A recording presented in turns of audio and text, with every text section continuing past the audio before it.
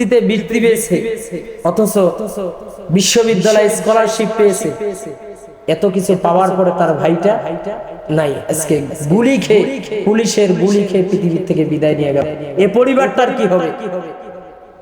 এ পরিবারটার কি হবে? আল্লাহ পাক রব্বুল আলামিন আমার যে ভাই এবং বোনেরা তাদের নিজের দাবি আদায়ের জন্য ময়দানে নেমেছে, জীবন দিচ্ছে, আল্লাহ পাক রব্বুল আলামিন তাদেরকে হেফাজত করুক। আল্লাহ তাআলা তাদেরকে ধৈর্য ধারণ করার তৌফিক দান করুক। বর্তমান ক্ষমতাসীন যারা রয়েছে আল্লাহ তাআলা তাদের বিবেকটাকে খুলে দেয়। সকলে বলেন আমিন। জোরে বলছে আমিন। তাহলে আল্লাহ পাক রব্বুল আলামিন বলছেন, আল্লাহ তাআলা প্রথমে 12টা মাস দিয়েছেন। কয়টি মাস? কয়টা মাস? 12টা মাস। তার মধ্যে 4টা মাস আল্লাহ তাআলা দিয়েছেন। এই 4টা মাসে মারামারি, কাটাকাটি, হানাহানি করা যাবে না। অথচ সেই মুহররম মাসে যারা গুলি করেছে তারাও মুসলমান দাবিদার, আর যারা আজকে গুলি খাইলো বাংলাদেশে তারাও মুসলমান দাবিদার। সেই দিন মনে পড়ে যায় কারবালার ময়দানে যারা গুলি করতে এসেছে, কারবালার ময়দানে যারা তীর নিক্ষেপ করার জন্য ইমাম হুসাইনের কাছে এসেছে, ইমাম হুসাইনের সহ পরিবারকে শাহাদাত বরণ করাইছে, তারাও ছিল মুসলমান। ইমাম হুসাইন রাদিয়াল্লাহু তাআলা আনহু বিশ্বনবীর কলিজার টুকরা নাতি, তেনারাও ছিল মুসলমান। তেনারাও কি ছিল? মুসলমান। অথচ ইমাম হুসাইন রাদিয়াল্লাহু তাআলা আনহু শাহাদাত বরণ করেছেন যাতে করে একতন্ত্র ক্ষমতা না চলে। বাবার পরে মেয়ে, মেয়ের পরে ছেলে, ছেলের পরে নাতি যাতে ক্ষমতায় না আসে, এটাকে বুলন্দিত করবার জন্য, এই প্রথাকে পৃথিবীর থেকে মুছে দেওয়ার জন্য ইমাম হুসাইন রাদিয়াল্লাহু তাআলা আনহু সেই দিন শাহাদাত বরণ করেছেন। ঠিক একই মাসে, মুহররম মাসে, আমার কলিজার টুকরা ভাই বোনদের বুকে গুলি চালিয়ে তাদের ন্যায্য দাবি আদায়ের জন্য তারা গুলি খেয়ে পৃথিবীর থেকে শাহাদাত বরণ করে বিদায় নেবে। আল্লাহ তাআলা তাদেরকে হেফাজত করুক। সকলে বলে আমিন। আল্লাহ পাক রব্বুল আলামিন বলেন, ইন্না ইদ্দাতাশ শুহুরি ইনদাল্লাহি 12 শাহরান ফি কিতাবিল্লাহ ইয়াওমা খালাকাস সামাওয়াতি ওয়াল আরদি মিনহা আরবাআতা হুরুম। আল্লাহু আকবার। আল্লাহ পাক রব্বুল আলামিন বলেন, আমি আল্লাহ তাআলা আসমান এবং জমিনকে যেই দিন সৃষ্টি করেছি, সৃষ্টির শুরু লগ্ন থেকে আমি আল্লাহ তাআলা 12টি মাসের গণনার বিধিবিধান জারি করে দিয়েছি। সুবহানাল্লাহ। জোরে বলছে সুবহানাল্লাহ। কি ঘুম ধরছে? ঘুম ধরছে? জোরে দেন আওয়াজ সুবহানাল্লাহ। আল্লাহ বলেন বিধিবিধান জারি করে দিয়েছি, তার মধ্যে 4টি মাস। কয়টি মাস? 4টি মাস। আমি আল্লাহ পাক রব্বুল আলামিনের কাছে 4টি মাস বড় সম্মানিত। এটাই হচ্ছে আল্লাহ পাক রব্বুল আলামিনের প্রতিষ্ঠিত ধর্ম। সুবহানাল্লাহ। আল্লাহ পাক রব্বুল আলামিন বলেন, যালিকাদ দীনুল কাইয়্যিম। এটাই আমি আল্লাহ পাক রব্বুল আলামিনের কাছে প্রতিষ্ঠিত ধর্ম। আল্লাহ পাক রব্বুল আলামিন তারপরে বলেন, ফালা তাযলিমু ফিহিন্না আনফুসাকুম। আল্লাহ পাক রব্বুল আলামিন তারপরে বললেন, তোমরা খবরদার, খবরদার, এই 4টা মাসে ধর্মের বিরুদ্ধে আচরণ করে তোমরা নিজেদের ক্ষতি সাধন করো না, নিজেদের ধ্বংস তোমরা ডেকে আনো না। কথাকার কথাকার। তাহলে বুঝলাম এই 12টা মাসের মধ্যে 4টা মাস আল্লাহ পাক রব্বুল আলামিনের কাছে সবচেয়ে প্রিয়, সম্মানিত। আল্লাহ তাআলা বলছেন, এই 4 মাসে তোমরা হানাহানি, মারামারি, কাটাকাটি করে নিজেদের ধ্বংস তোমরা ডেকে এনো না। তার মধ্যে 3টা মাস হলো চলমান। 1 নাম্বার মাস হলো জিলকদ। কি মাস? জিলকদ। 2 নাম্বার হলো জিলহাজ, আর 3 নাম্বার হলো মাহে মুহররম। সুবহানাল্লাহ। 3 নাম্বার কোনটা? এই 3টা মাস একসাথে, জিলকদ, জিলহজ, মুহররম।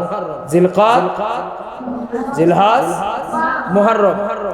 আরেকটি মাস হলো রজব মাস। সুবহানাল্লাহ। আরেকটি কোন মাস? রজব মাস। আল্লাহ পাক রব্বুল আলামিন, আল্লাহ তাআলা আল্লাহর রাসূল সাল্লাল্লাহু আলাইহি ওয়াসাল্লাম এই 4টা মাসে আল্লাহর রাসূল বলছেন তোমরা মারামারি কাটাকাটি হানাহানি করবে না, যুদ্ধ করবে না, বিগ্রহ করবে না, হিংসা করবে না। তার মধ্যে মাহে মুহররম মাস, এই মুহররম মাস, আমরা যেহেতু মুহররম মাসে আছি, এই মুহররম মাস নিয়ে একটু আলোচনা করি। এই মুহররম মাসের এখন করণীয়গুলো কি, এই মুহররমের কাজ কি? প্রথম নাম্বার কথা হলো এই মুহররম মাসে মারামারি কাটাকাটি হানাহানি করা যাবে না। এরপরে এই মুহররম মাসের নাম দিয়ে অনেক কথা আছে, জাল হাদিস আছে। এই মুহররম মাস নিয়ে অনেক জাল হাদিস আছে, অনেক দুর্বল হাদিস আছে।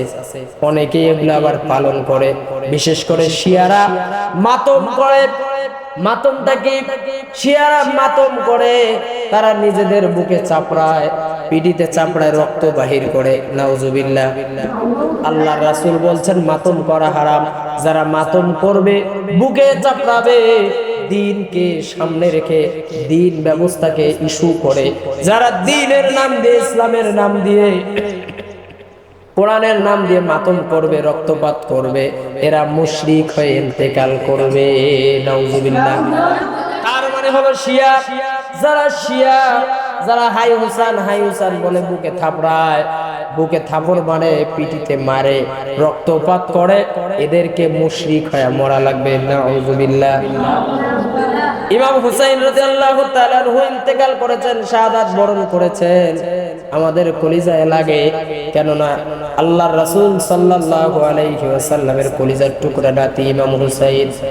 রাসূল সাল্লাল্লাহু আলাইহি ওয়াসাল্লাম ইমাম হুসাইনের গলা থেকে নিয়ে শুরু করে মাথা পর্যন্ত হাত, এমন কোন জায়গা নাই যেই জায়গার মধ্যে আল্লাহর রাসূল চুমু দেয় নাই। সুবহানাল্লাহ।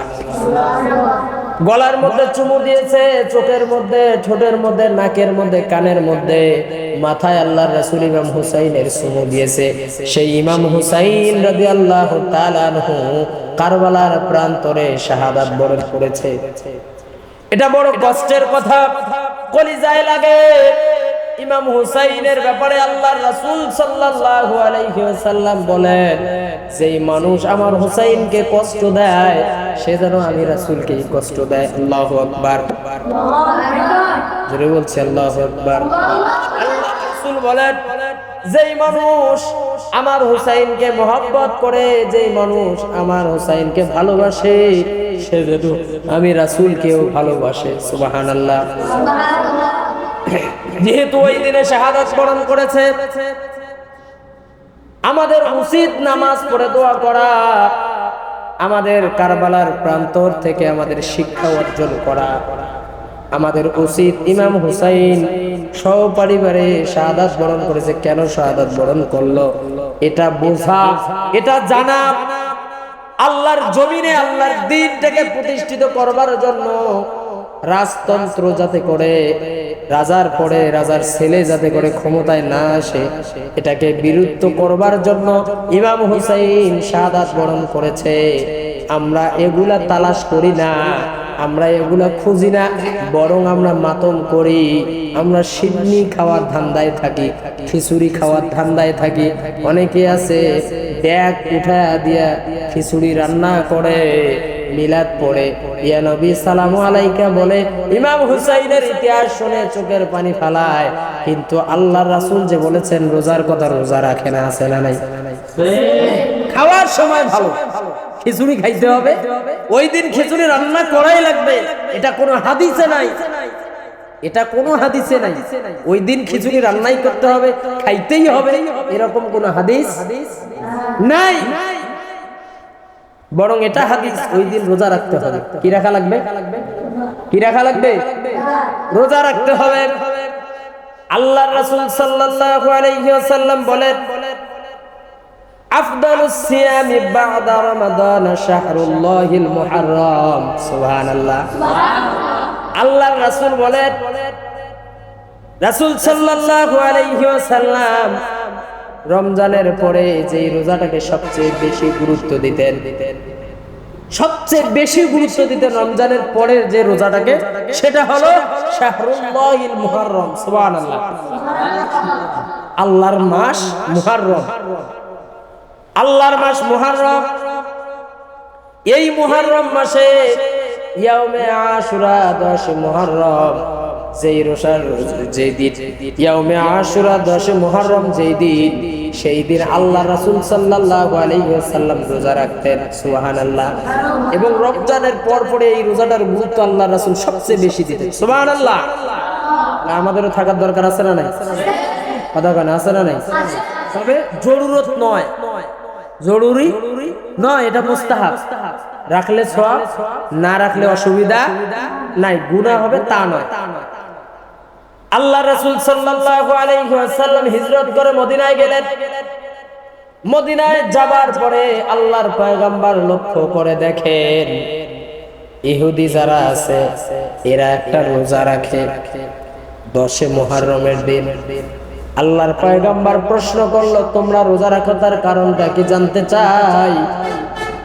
তখন ইহুদিরা বললেন, ও মুহাম্মদ সাল্লাল্লাহু আলাইহি ওয়াসাল্লাম, শোনো, আমরা এই দিন রোজা রাখি এই কারণে আমাদের নবী মুসা আলাইহিস সালাতু ওয়াস সালাম তিনি নীল নদ পার হয়ে, নদী পার হয়ে যখন গিয়েছিলেন আর ফেরাউনের দল বলকে নিয়ে আল্লাহ তাআলা ফেরাউনকে ওই পানির মধ্যে চুবিয়ে চুবিয়ে মারছেন। আর আল্লাহর পয়গম্বর মুসা পার হয়ে যাওয়ার পরে একটা রোজা রাখছেন। আমরাও ওই কারণে তেনাকে আল্লাহ তাআলা বিপদ মুক্ত করেছেন। তিনি যেহেতু রোজা রেখেছেন, আমরা তেনার বিপদ মুক্তির কারণে আমরাও একটা রোজা রাখি। সুবহানাল্লাহ। আল্লাহর পয়গম্বর বললেন, তোমরা শোনো, তোমরাই শুধু মুসা আলাইহিস সালাতু ওয়াস সালামকে ভালোবাসো তা নয়, আমার ভাই মুসাকে আমি আল্লাহর পয়গম্বর মুহাম্মদুর রাসূলুল্লাহ বেশি ভালোবাসার হকদার। সুবহানাল্লাহ। এই কারণে আল্লাহর পয়গম্বর ইয়াউমে আশুরার দিন রোজা রাখলেন। সুবহানাল্লাহ বললেন। এই জন্য আল্লাহর রাসূল ওই দিন কি রাখলেন? রোজা রাখলেন। একজন সাহাবী আল্লাহর রাসূলকে ওই দিন রোজাটা হয়ে যাওয়ার কিছুদিন পরে একজন সাহাবী আল্লাহর রাসূলকে বললেন, ইয়া রাসূলুল্লাহ, ইহুদিরা ওই দিন রোজা রাখে, আমরাও একটা রোজা রাখি। আল্লাহর রাসূল সাল্লাল্লাহু আলাইহি ওয়াসাল্লাম বলেন, যেহেতু ওই দিন ইহুদিরা রোজা রাখে, তাদের বিকল্প, তাদেরকে শাস্তি দেওয়ার জন্য আমরা আরেকটা রোজা রাখবো। আমি যদি বেঁচে থাকি আগামী বছর 9 মুহররম একটা রোজা রাখবো। সুবহানাল্লাহ। হাদিস শরীফের ভিতরে পাওয়া যায় আল্লাহর পয়গম্বর রাহমাতাল লিল আলামিন পরের বছর আর বেঁচে ছিলেন না, আল্লাহর পয়গম্বর ইন্তেকাল করেছেন। এই কারণে রোজা রাখলে 2টা দেওয়াই সুন্নাত, 2টা রাখাই উত্তম। সুবহানাল্লাহ। সুন্নাত হয় 2টা রাখাই উত্তম। 10 মুহররম, 9 মুহররম, অথবা 10 মুহররম, 11 মুহররম, 2টা রোজা রাখা ভালো, উত্তম।